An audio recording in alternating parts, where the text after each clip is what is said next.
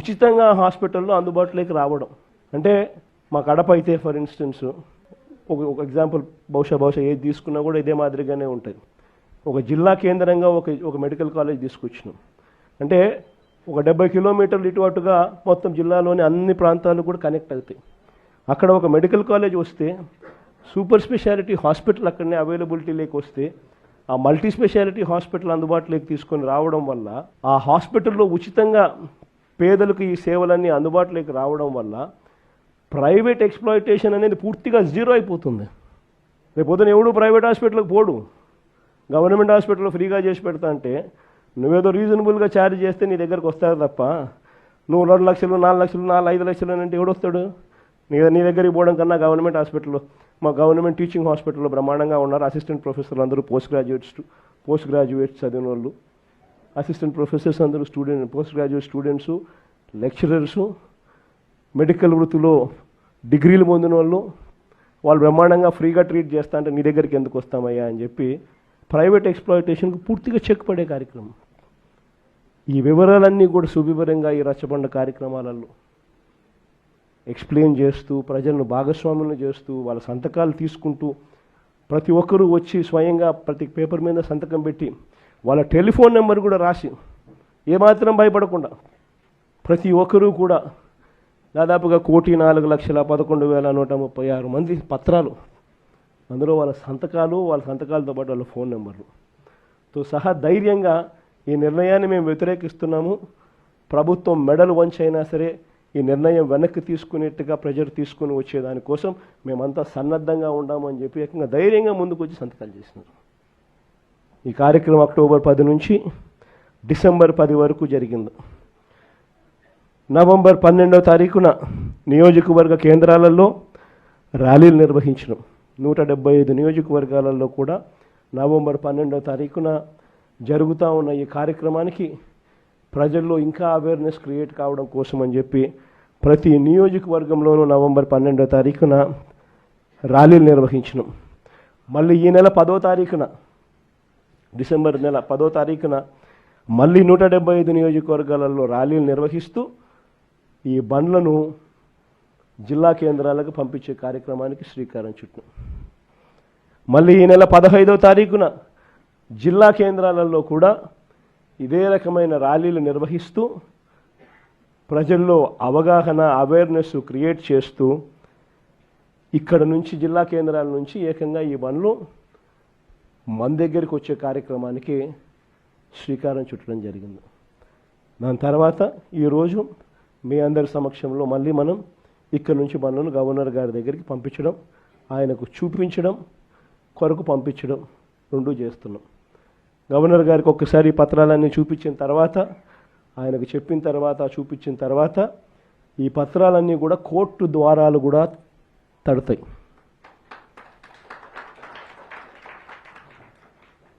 కోటి 4 లక్షల సంతకాలు చేసిన ఈ డాక్యుమెంట్స్ అన్నీ కూడా భద్రంగా కోర్టు ద్వారాలు కూడా తడతాయి. కోర్టులో కూడా పిటిషన్ వేస్తాం. 1,04,00,000 సంతకాలు రెడీగా ఉన్నాయి. మీరు ఎప్పుడు అడిగితే అప్పుడు అఫిడవిట్లు మీకు చూపించేదానికి బండ్లన్నీ రెడీగా వచ్చి మీకు చూపిస్తాయి అని చెప్పి కూడా కోర్టులో కూడా అఫిడవిట్ కూడా వేయడం కూడా జరుగుతుంది. ఇంతటితోనే చంద్రబాబు నాయుడు జ్ఞానోదయం వస్తుందని నేను అనుకోవడంలో, ఎందుకంటే కొంచెం చర్మం అందం కాబట్టి ఇంతటితో కూడా వస్తుందని నేను అనుకోవడంలో. ఎందుకంటే మామూలుగా మీకు గుర్తుండే ఉంటుంది, పూర్వం మనం ఎప్పుడో నేను చిన్నప్పుడు జనార్దన్ రెడ్డి గారు ప్రైవేట్ మెడికల్ కాలేజ్ ఇచ్చినారు అని చెప్పి ఏకంగా ముఖ్యమంత్రి పదవి నుంచి ఆయన రాజీనామా చేయాల్సి వచ్చింది. ప్రైవేట్ మెడికల్ కాలేజ్ ఇచ్చినారని రాజీనామా చేయాల్సి వచ్చింది. నాకు అప్పుడు నేను చాలా చిన్నపిల్లోని. అప్పుడే నేను అనుకుంటా ఉంటే ఒక ప్రైవేట్ ఒక కాలేజు, ఈరోజు ఈయనకు సిగ్గు లేదు, ఇంకొకటి లేదు, ఏకంగా లెఫ్ట్ రైట్ సెంటర్ గవర్నమెంట్ ఆస్తులను నేను ఇచ్చేస్తున్నాను అని చెప్పి స్కాములు చేయడానికి ఏమాత్రం వెనకడుగు వేయడంలా. ఇచ్చేసే కార్యక్రమం చెనిక్కాయలకు బెల్లాలకు ఇచ్చేయడమే కాకుండా స్కాముల్లో ఇంకా అన్నిటికన్నా దారుణమైన స్కామ్ ఏమిటో తెలుసా? నువ్వు ప్రైవేట్ వాళ్ళకి కాలేజీలు ఇచ్చేసిన తర్వాత ఆ ప్రైవేట్ కాలేజీలు వాళ్ళు ప్రైవేట్ కాలేజీలు ఇది నడిపేటప్పుడు వాళ్ళ జీతాలు నువ్వు ఇస్తావంట. అది ఇంకా పెద్ద స్కామ్. నువ్వు ప్రైవేట్ వానికి ఇచ్చేసిన తర్వాత ఆ private college private teaching hospital వాళ్ళు నడిపేటప్పుడు వాళ్ళ జీతాలు గవర్నమెంట్ ఇస్తుందంట. అంటే నెలకు ఒక్కొక్క కాలేజీలో కనీసం 5 కోట్ల జీతం మినిమం. అంటే నెలకు సంవత్సరానికి ఒక్కొక్క కాలేజీకి 60 కోట్లు, 2 ఏళ్ల పాటు కనీసం అంటే 120 కోట్లు ఒక్కొక్క కాలేజీకి ఎదురు వస్తుందన్నట. చెనిక్కాయలకు బెల్లాలకు ఈయన మనిషికి కాలేజీలు కట్టబెట్టడమే కాకుండా మళ్ళా ఎదురు 120 కోట్ల రూపాయలు ఎదురిస్తున్నాడు. ఇది ఇంతకన్నా ఇంకా స్కామ్, ఇంతకన్నా దారుణమైన పరిస్థితి ఎక్కడైనా ఉంటుందని అడుగుతా ఉన్నా. ఇవన్నీ రేపొద్దున మనం ఇన్ని ప్రయత్నాలు చేసిన తర్వాత కూడా ఎక్కడన్నా కూడా చంద్రబాబు నాయుడు వినకుండా దీనికి ముందుకు తీసుకొని పోతే మాత్రం ఆ తర్వాత కాలేజీలు తీసుకున్నోడిని మాత్రం మనం అధికారంలోకి వచ్చిన వెంటనే 2 నెలలు జరగక మునిపే అందరు జైళ్ళల్లో ఉంటారు. ఆ కాలేజీలు తీసుకున్న వాళ్ళు మాత్రం.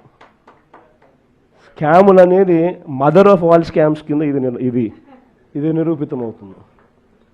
అంతటి దారుణంగా ప్రజలకు నష్టం జరుగుతుందని కనిపిస్తూ ఉన్నా కూడా ప్రజలు దీనివల్ల ఉచితంగా వైద్యం పొందే అవకాశం పోతుందని తెలిసినా కూడా మన పిల్లలకు తక్కువ ధరలకే, ప్రైవేట్ కన్నా చాలా తక్కువ ధరకే మన పిల్లలకు మెడికల్ కాలేజీలలో సీట్లు వచ్చి చదువులు అందుబాటులో ఉంటాయని తెలిసినా కూడా ఏమాత్రం ఖాతరు చేయకుండా చంద్రబాబు చేస్తూ ఉన్న ఈ తీరుకు చంద్రబాబు నాయుడుకు గట్టి గుణపాఠం మాత్రం ఖచ్చితంగా తగులుతుంది. కానీ రాష్ట్రంలో కూడా ఒక సైకో ఉన్నాడు. ఎంత మంచి సినిమా అయినా ఒక చిన్న విలన్ ఉంటాడు. రాష్ట్రానికి ఒక సైకో ఉన్నాడు. నిన్న మొన్న మాట్లాడుతున్నాడు, అరెస్ట్ చేస్తాడంట. అరే 53 రోజుల్లో నువ్వు మా నాయకుడిని అరెస్ట్ చేసి ఇదే రాజమండ్రి జైల్లో బంధించి ఏం పీకావయ్యా? ఏం పీకావు? నువ్వు అరెస్ట్ చేస్తే మేము భయపడాలా? అరే ఇట్లా నీ ముందర చాలామంది పెద్ద పెద్ద మాటలు మాట్లాడారు. వాళ్ళందరి పరిస్థితి ఏమైందని ఒక్కసారి ఆ సైకోని ఆలోచించమని నేను అంటున్నా. అంతేగాని ఈ మధ్యన చూస్తున్నా రప్పరప్ప అంటే ఏంటి రప్పరప్ప? 2 రప్పరప్ప మేము బిగుతాం. ఎర్ర బుక్లో 3 పేజీలనే, ఇంకొన్నాయి చాలా పేజీలు. ఎవరికి ఎప్పుడు ముహూర్తం పెట్టాలో నాకు తెలుసురా భయ్. ఎందుకో ఆవేశం, ఎగిరెగిరి వస్తున్నారు. ఏం కంగారు లేదు. చట్టాన్ని కానీ మీరు ఉల్లంఘిస్తే నేను ఎవరిని వదిలిపెట్టాను. ఈ కూటమి ప్రభుత్వం వదిలిపెట్టాను. ఎవరైనా. That is the power of red book. అందుకే నేను రాసుకున్నా, అందుకే నేను పెట్టుకున్నా. నేను ఎవరిని వదిలిపెట్టాను. ఇక్కడున్న కార్యకర్తలందరూ మనం చేయాల్సిన పనులు మనం చేయాలి. అది మనం మర్చిపోకూడదు. లోకేష్కి ఏముంది, బాబు గారు చెప్తే పని అయిపోతుందని. కానీ తెలుగుదేశం పార్టీలో సంస్కరణలు తీసుకొచ్చి నేను పోరాడా. నేను అనేక సార్లు చెప్పా, సైకోతో నేను ఎంత పోరాడానో 3 రెట్లు ఎక్కువ తెలుగుదేశం పార్టీలో నేను పోరాడా. ఒక పార్లమెంట్ పార్టీ వ్యవస్థ తీసుకొచ్చేదానికి పోరాడా. అందరూ పాలిట్ బ్యూరోలో ఉన్న పెద్దవారందరూ అన్నారు, అన్న ఎన్టీఆర్ గారు ఏకంగా జిల్లా పార్టీ అధ్యక్షులు పెట్టారు కదా, ఇది మార్చితే కరెక్ట్ కాదు కదా అన్నారు. నేను కాలం మారింది, రాజకీయంగా అవసరాలు మారినాయి. మారిన కాలానికి మనం కూడా మారాలని కోరా. 2 సంవత్సరాలు పట్టింది నాకు, కానీ వదిలిపెట్టలా. నేను అనుకుంది అన్నీ అవ్వవు. ఈరోజు కూడా బాబు గారితో నేను పోరాడతా. కానీ బాబు గారు ఒక్కసారి నిర్ణయం తీసుకుంటే తల వంచి ఆ నిర్ణయాన్ని అమలు చేసే వ్యక్తి మీ లోకేష్. మీరన్నా నన్ను కన్విన్స్ చేయాలా, నేనన్నా మిమ్మల్ని కన్విన్స్ చేయాలా. రెండిట్లో ఏదో అవ్వాలి తప్ప అలుగుతే మటుకు నేను ఎవరిని వదిలిపెట్టానండి. అలుగుతే మన పార్టీ నష్టపోతుంది, మన రాష్ట్రం నష్టపోతుంది. ఇది దయచేసి గుర్తుపెట్టుకోవాలని కార్యకర్తలందరినీ నేను కోరుతున్నా. ఇంకా మన నియోజకవర్గం గురించి ఏం చెప్పాలి చెప్పు.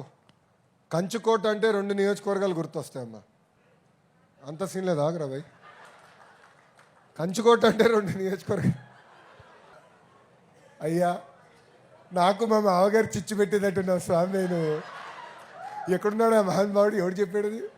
అందరు చూపిస్తున్నారు. ఇప్పుడు పార్టీ ఆవిర్భావం తర్వాత 2 నియోజకవర్గాలు మనం ఎప్పుడు ఓడిపోయింది. ఒకటి కుప్పం, రెండోది హిందూపూర్. ఎప్పుడు ఓడిపోలా. ఏంటి చప్పట్లు కూడా ఎత్తున్నారు? ఆ చరిత్ర మనం తిరిగి రాయాలి స్వామి.